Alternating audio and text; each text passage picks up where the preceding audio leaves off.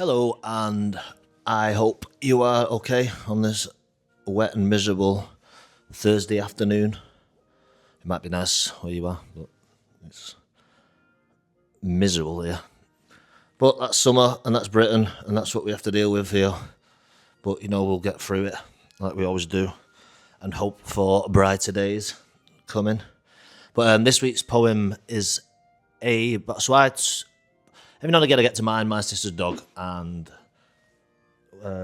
what we do is I like to take her out for some decent walks, get out into the country, and this one particular spot that we love, which you might have heard of, is called Tarn Hows, and it's up near Grasmere Way.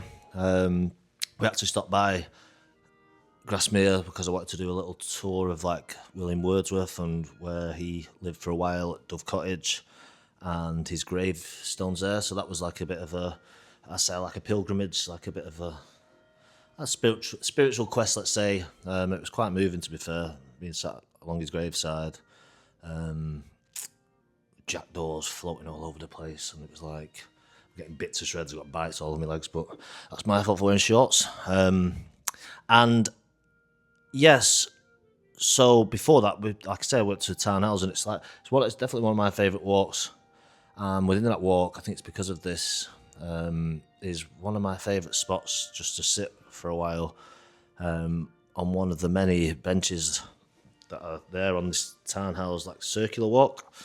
And it's not like this particular bench, the view is not that impressive. It's breathtaking views around Tarn Hows, but this one is quite quaint. But there's just something about it. I don't know, it was last winter or the winter before maybe that we went, and when the world is in its winter slumber, the trees are dead, there's no flowers, nature's in that, it's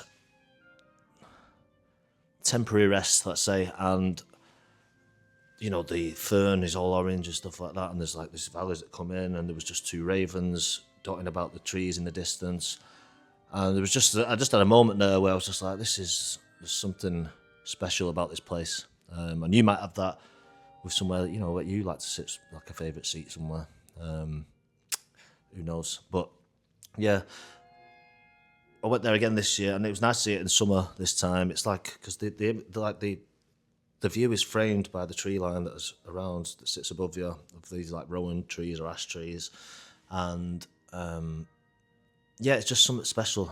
I feel very moved when I sit there in that spot.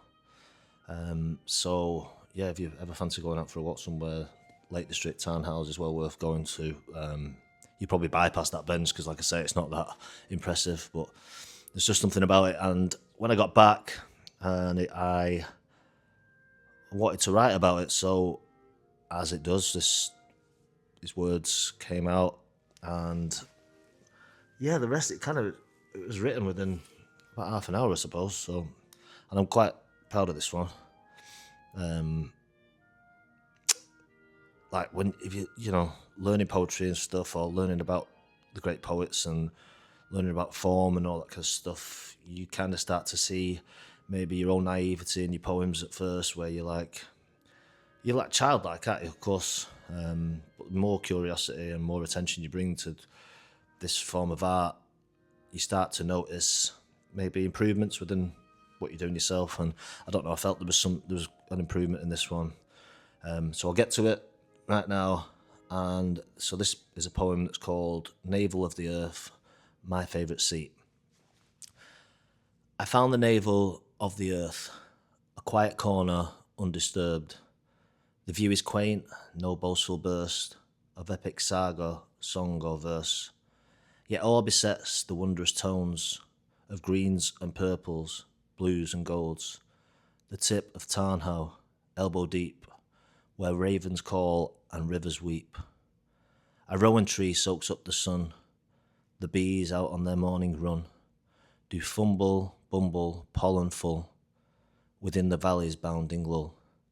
In winter time an orange mist descends and with a frozen kiss transforms a landscape, nature's death. Yet beauty thrives on this great theft. Of life I'm it, and it is me. My eyes behold a seasoned dream. Serene, complete, I rest my feet. This bench, my favourite seat. So yeah, that's my thoughts on. I wonder if you have a favourite seat yourself, or somewhere that you like to go to, away from the noise and the chaos of the world, or the chaos of the politics of life, of whatever is going on in your life. There's a spot that you can go to. And if you don't have one of them, I suggest just trying to find one. I mean, it's not that easy for me to get there every week, but that's probably what makes it special, that I can get to go every now and again to this spot and just, soak it all in and think about life, where I'm at, and maybe what's to come. So, I hope you've enjoyed it. If you like it, if it resonated with you, feel free to comment or message me on the side. Any poets or anything, or any advice for getting into poetry, because I know it's like a bit of a forgotten language nowadays, but it's been something that's been so important throughout history. Like I said, the first major work of Western literature was the Iliad, which is probably one of the best poems that was ever written. We've always spoke through poetry. It connects us from ourselves to the world and beyond, and I think it's really important, and I'm starting to learn that now, because before I was kind of like poetry, whatever, yet I'd listen to Bob Dylan and for some reason, that'd speak to me, and then he'd talk about the poets, and then finally something's clicked, and maybe it's come from doing it myself, I don't know. But yeah, I hope you enjoyed that. Like I say, YouTube, Sid Cooper Art, or Sid Cooper _art. If you like what I'm doing, please give me a follow. If not, then just absolutely doesn't matter, does it? It doesn't matter. But anyway, thanks for listening. I'm going to go and have a shave now, I think. Get rid of this fuzz. Take care.